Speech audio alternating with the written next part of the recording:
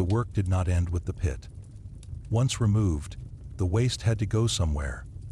It was transported beyond city walls, dumped into fields, rivers, or designated heaps where it slowly rotted into fertilizer. This final stage was no relief. The smell clung to clothing, skin, hair. It followed the toilet cleaner home, into whatever shelter he could afford. No amount of washing removed it completely. In a world already thick with odor, his was unmistakable. Disease was an ever-present companion. Dysentery, cholera, typhoid, skin infections that never healed. Cuts became death sentences. Parasites thrived in the waste and transferred easily to human hosts. The average life expectancy for a toilet cleaner was brutally short. Medieval records rarely note their deaths. They simply disappear from lists, replaced by another desperate man. And desperation was the only path into this work. No child dreamed of becoming a toilet cleaner. The job fell to the poor, the indebted, the criminal, the socially broken. Some were former peasants who lost land. Others were prisoners offered reduced sentences. A few inherited the role, born into families already marked by disgust. Social mobility moved only downward here. Payment was better than many labor jobs, but the cost was total exclusion. Money could not buy dignity. A toilet cleaner could earn enough to survive, sometimes even to save, but never enough to escape the stigma. Guilds refused them. Marriages were rare. Children, if they had them, were mocked, avoided, branded before they understood why. Cities relied on them while pretending they did not exist. Municipal records show regulations controlling when and how they worked, but rarely protections. If a pit collapsed and killed a man, it was noted as a maintenance issue, not a human loss. The system required expendable bodies. The irony was brutal. The health of the city depended on those it despised most. Without toilet cleaners, cesspits overflowed. Waste seeped into wells. Disease spread faster. Yet gratitude never followed necessity. Instead, fear did. People believed that constant exposure to filth made these men morally corrupt, not just physically unclean. Dirt was seen as contagious to the soul. Religion offered little refuge. Though their labor prevented disease and death, it was not considered virtuous. Touching waste was spiritually degrading. Many churches barred toilet cleaners from full participation. Confession was complicated by the belief that their daily work itself was sinful. They lived in a permanent state of impurity. Psychologically, the job crushed those who survived it. To be avoided by society, to be needed but hated, reshapes a person. Medieval accounts describe toilet cleaners as withdrawn, aggressive, or resigned. Humor did not soften the work. There was no irony in living at the bottom, only endurance. Castles, often imagined as symbols of power and refinement, were among the worst places to work. Their latrines were deep, old, poorly ventilated. The higher the status of those above, the greater the volume below. Noble excess translated directly into another man's suffering. Feasts ended in pits. In times of siege, conditions worsened. Waste accumulated rapidly. Emptying pits became urgent and deadly. Disease spread through confined populations. Toilet cleaners were forced to work faster, longer, under threat. Survival was measured in days. The medieval world accepted this arrangement without question. Filth had to be managed. Someone had to do it, and someone always would. There was no reform movement, no sympathy, no push for dignity. Sanitation improved only centuries later, not out of compassion, but efficiency. To understand the life of a medieval toilet cleaner is to confront the foundations of civilization stripped bare. Progress is built on labor hidden from sight. Comfort depends on suffering displaced downward. The cleaner did not fight wars or build cathedrals, but without him, cities collapsed into disease. He lived in the margins, worked in darkness, and died unnoticed. Yet every medieval life passed through his hands, if only indirectly. Every household depended on him while denying his humanity. This is not a story of heroism. It is a story of necessity without mercy, of work so essential it had to be despised, of a man standing knee-deep in what society refused to face, carrying away the evidence of daily life so others could pretend cleanliness existed. In the medieval world, filth did not vanish. It was simply handed to someone else. The final truth of this profession lies not only in filth, but in erasure. Medieval society remembered kings, saints, and warriors. It forgot the men who kept its streets from drowning in waste. Toilet cleaners left almost no personal records. No letters. No memoirs. Their voices survive only indirectly, through complaints, regulations, and insults written by others. History records them as a problem, never as people. Their invisibility was deliberate. To acknowledge them fully would have meant acknowledging dependence. It was easier to believe that filth simply vanished.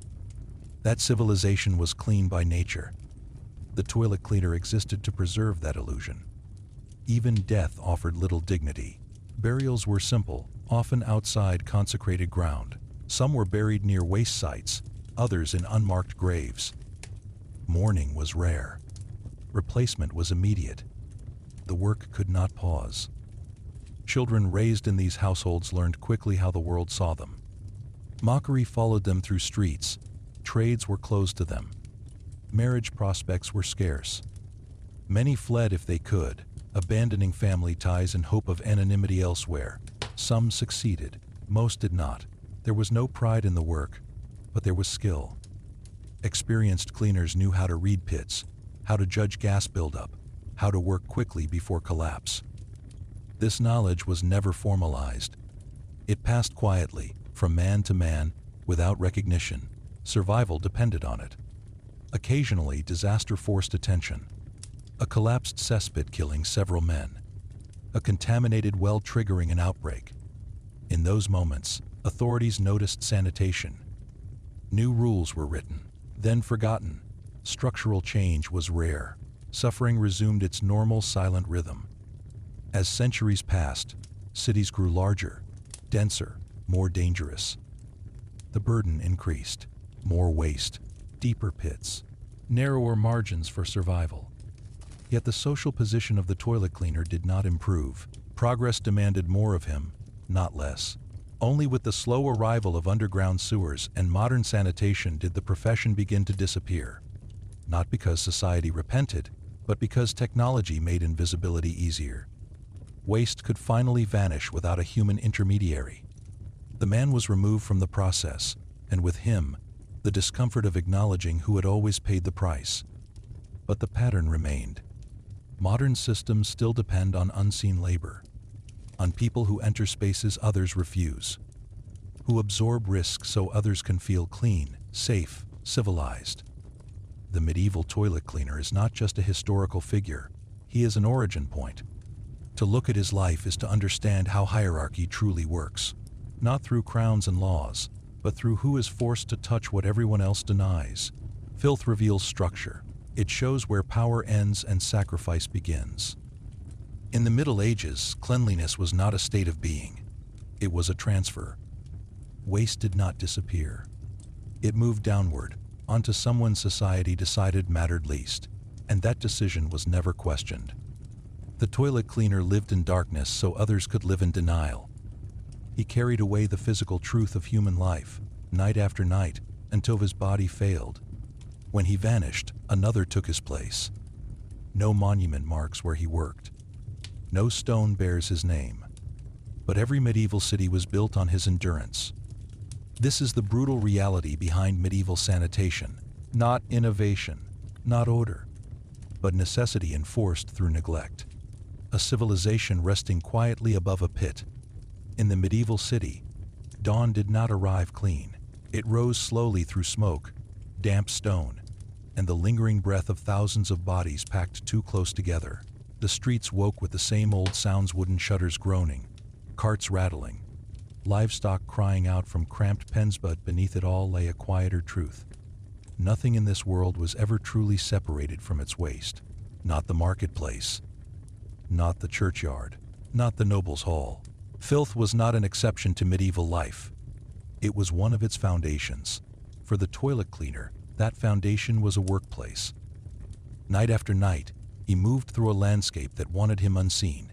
He carried a lantern, a rope, a shovel, and a stomach hardened by necessity. He learned which streets were safest after dark, where thieves lingered, where dogs roamed hungry, where drunk men threw stones for sport.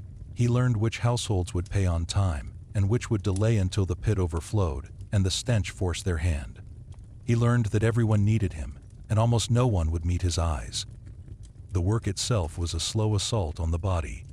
Not only the obvious horrors what he touched, what he breathed, but the subtle ones, the daily erosion, the skin around the hands cracking and never fully healing, the constant infections that turned small wounds into swollen, pulsing pain, the cough that grew deeper with each winter, fed by fumes and damp air and nights spent inside stone pits where breath felt borrowed. In some towns, regulations tried to manage the danger without admitting it. Certain hours only, certain routes for transport, fines for spills, requirements to cover barrels, rules about where waste could be dumped. But regulations were not protection. They were boundaries designed to protect everyone else from the evidence of the work. The man doing it was still expected to risk his life as casually as another might risk a pair of boots. The cesspit was the most honest place in medieval society. Down there, rank dissolved. The waste of the noble was indistinguishable from the waste of the beggar. The feast and the famine ended in the same dark sludge. It was a truth so uncomfortable that society racked it in ritual denial. Above, hierarchy was everything. Below, it meant nothing. And that was precisely why the toilet cleaner remained despised. His presence threatened the illusion that superiority was natural, that the high were inherently cleaner than the low. The cleaner proved, by existing, that luxury produced waste just as surely as poverty did, often more of it. He proved that refinement was a surface, and surfaces are fragile. In castles, the hypocrisy was carved into stone. The latrine might be built into the wall, a private alcove with a polished seat and a view over the moat or river. The noble sat above water and sky, wrapped in fabric dyed from expensive pigments, breathing air that smelled of incense and cooked meat. Beneath him, hidden in the architecture itself, was the chute, the fall, the pit. Sometimes a shaft dropped into a cesspool. Sometimes it emptied straight out of the wall. In either case, what left the noble's body did not disappear. It simply traveled to a place where someone else had to deal with it. That someone else rarely saw the noble. The cleaner worked after midnight, when candles were extinguished and halls were silent. He entered from a side door. He used service corridors.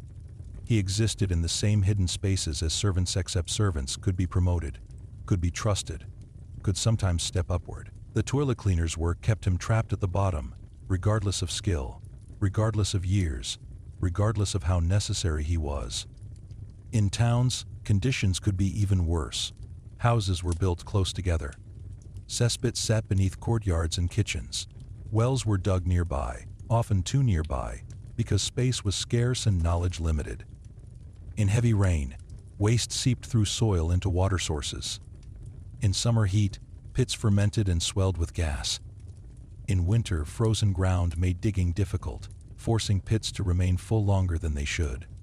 When disease spread, the toilet cleaner was an easy target. Plague arrived like a black tide, and medieval people searched for reasons. Sin, foreigners, witches, bad air, corrupted water. In this chaos, the men who handled waste became symbols of contamination. Not because they caused the plague, but because they embodied the fear of corruption in its most tangible form. If illness was invisible, filth was not, and when people are frightened, they punish what they can see. Sometimes that punishment was formal: expulsions, restrictions, forced relocations to the edges of town. Sometimes it was casual, brutal, ordinary violence: stones thrown, insults spat, children following them with laughter that sounded like cruelty taught early. Yet even in this darkness, there were cracks in the medieval moral system, moments where necessity forced reluctant respect. Some authorities knew the risk. They might quietly pay cleaners more during outbreaks. They might offer them limited protections, or at least demand that others stop interfering with their work. Not out of compassion, but because a city drowning in waste was a city that would collapse faster under disease. Survival made pragmatists out of the powerful, even if only temporarily. And still, the cleaner remained alone. His home, if he had one, was rarely within the heart of the city. He lived near the outskirts, closer to dump sites and fields, because distance was enforced by social pressure. He might share a shack with other workers, men equally marked by stigmatanners who handled urine and animal hides, butchers covered in blood, gravediggers who touched the dead. Medieval society formed its own dark brotherhoods, trades bound together by what they were forced to touch. These communities were not romantic, they were not safe, but they were real. In a world that rejected them, they found a form of mutual recognition. They did not ask each other to pretend. For the cleaner, the greatest cruelty was not only the stench or the disease. It was the way the world refused to see his humanity. He was reduced to function, a tool, a shadow, a necessary hand that could be replaced. In official documents, he appears as a line item.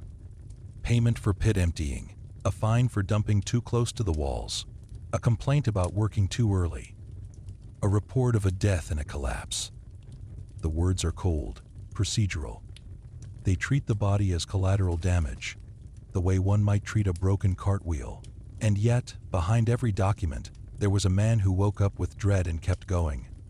He had fears. He had hunger. He had memories. He might have loved someone once or wanted to. He might have dreamed of different work, a different life, a street where people did not step aside as if he carried a curse. But medieval society offered few escape routes. Once marked, always marked. Once associated with filth, always assumed filthy.